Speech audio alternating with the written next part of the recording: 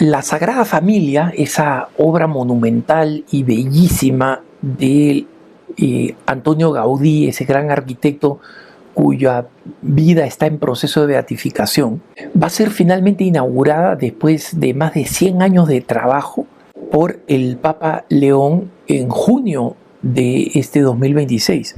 Y la importancia es que no hay otro templo en Occidente que haya sido construido con tanto esmero, con tanto trabajo, con tanto esfuerzo, similar al de las antiguas y colosales catedrales que son hitos, digamos así, del catolicismo en su expresión arquitectónica y cultural.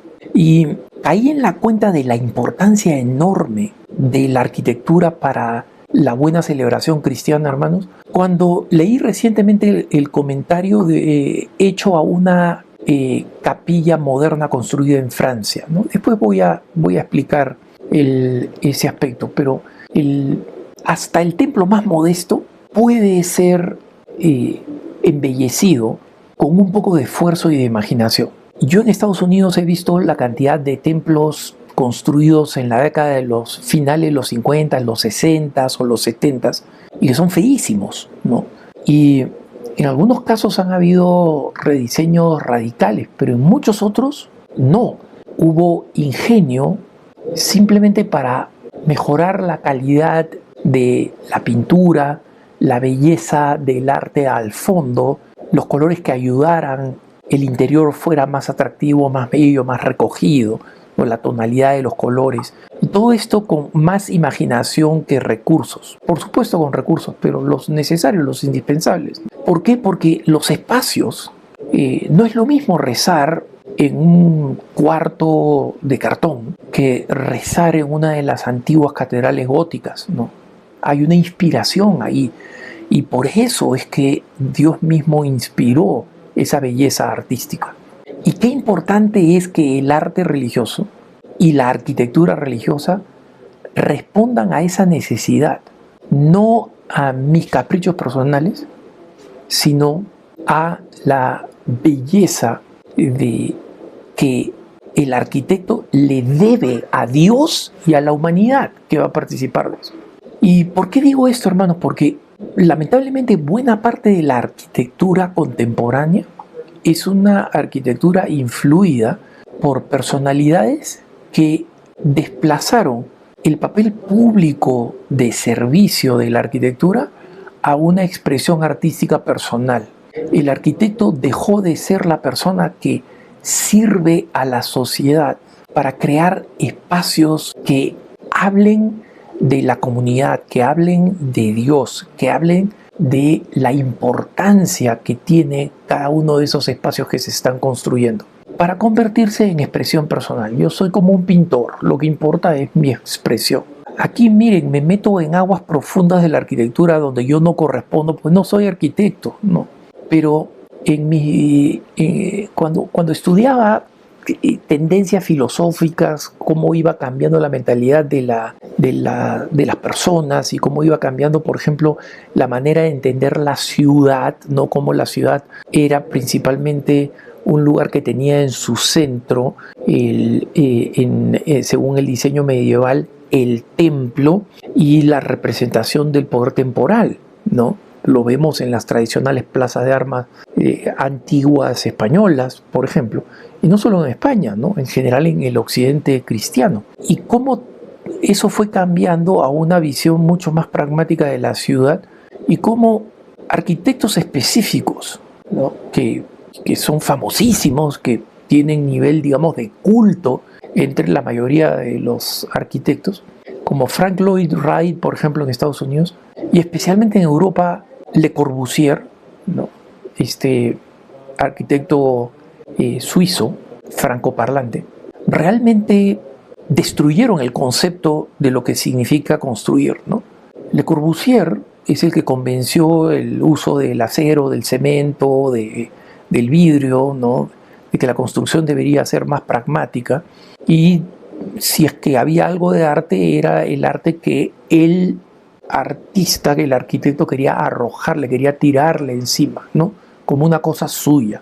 Y esa expresión de Le Corbusier de que casas los departamentos. Él fue gran promotor de ese tipo de construcción masiva, ¿no? Que la casa, decía él, era una máquina para vivir. Eso es lo que debería ser una casa. Una máquina para vivir, es decir, donde lo más importante era pragmático, que tú tuvieras dónde estar, ¿no? Dónde dormir. Acá se diseña para que la persona pueda lavar, todo hecho de la manera práctica, pragmática, no en el sentido de que sea un hogar, ¿no? Un lugar que exprese ese intangible de una familia viviendo en un lugar, ¿no? Que puede ser más acogedor o menos acogedor. Y este comentario lo hago porque leí el comentario cultural del Wall Street Journal, el periódico norteamericano muy influyente, que describe una capilla muy importante que fue la única obra religiosa que hizo Le Corbusier, que nunca debió haberla hecho, en mi humilde opinión, ¿no? Y es una famosa capilla que se llama de Notre Dame du Haut, ¿no? Y donde esta era una capilla muy bella que estaba en la cima de una colina en un pueblo francés y donde se habían producido muchos milagros y había esta devoción a Nuestra Señora de Le Haut, del sitio, ¿no? Notre Dame du Haut, porque durante siglos se decía que allí la Santísima Virgen María, bajo esa advocación, había sido muy generosa en milagros y prodigios para los que iban a rezar. Bueno, esta capilla, en esta punta, digamos, de esta colina, fue destruida completamente. Y el Estado, a pesar de la enorme separación entre Iglesia y Estado, como parte, digamos, de las reparaciones posteriores a la guerra, decidió, bueno, vamos a reconstruir la capilla, pero reconstruir era digamos, un nombre equivocado, porque no había quedado nada. Entonces le asignan construir una capilla a Le Corbusier. Y ustedes busquen en internet la capilla de Notre Dame, ¿no? Du Haut, H-A-U-T, ¿no? Notre Dame du Haut. Y van a ver el espanto que es. El espanto que es. Es decir, ustedes honestamente mírenla y una vez que la vean, muéstrensela a cualquier persona y digan, ¿qué cosa crees que es esta construcción?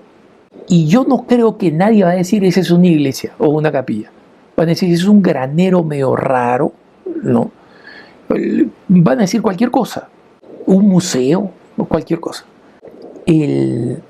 Describo el elogio que este crítico de arquitectura escribe en el Wall Street Journal, ¿no?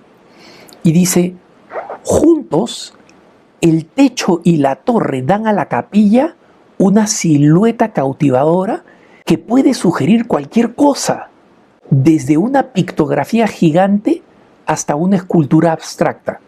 Ya con esto se dan una idea de cualquier cosa menos una iglesia. Y si es una iglesia, además de un santuario histórico de un pueblo, ¿debería parecer una escultura abstracta?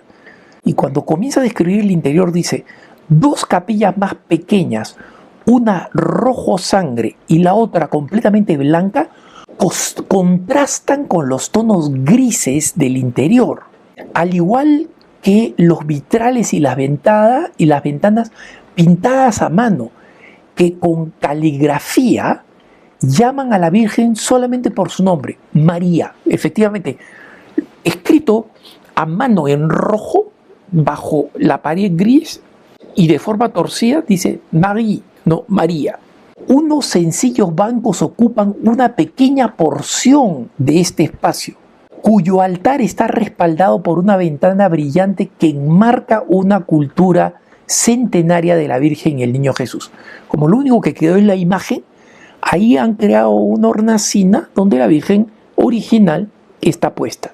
Sigue diciendo el comentarista, ¿no? La escasez de asientos obliga a estar de pie, lo que anima al visitante a caminar. Cuando uno entra a una iglesia, uno entra a caminar, a pasear. Y sigue diciendo, este llamado a seguir avanzando revela algo sobre la arquitectura de la capilla, su dinamismo. Apenas hay un solo ángulo recto y por lo tanto no hay un solo punto fijo donde reposar la vista. El interior me causaba, sigue escribiendo el comentarista, impresiones diversas. Y esta sensación de movimiento, de no saber exactamente dónde mirar ni dónde detenerse, tuvo un efecto gradual y más o menos meditativo. No precisamente apacible, pero sí bastante relajante. Hermanos, eso es lo que queremos de un templo católico. Y queremos que un templo católico lo construya una persona que no sabe nada de fe. Le Corbusier fue criado protestante, pero se declaraba no creyente, y según este comentarista dice, tenía una sola religión, la arquitectura. Entonces, ya entendemos por qué tenemos crisis de espacios muchas veces. No porque falten parroquias, sino porque falten lugares donde uno dignamente pueda ponerse a rezar. Miren la catástrofe que significa que un templo bello, antiguo, con una imagen de la Virgen, haya sido reemplazado por este esperpento. Y a alguien le puede gustar estéticamente, no lo niego. A mí no, definitivamente. He visto las fotos, no estaba ahí, ni pienso ir.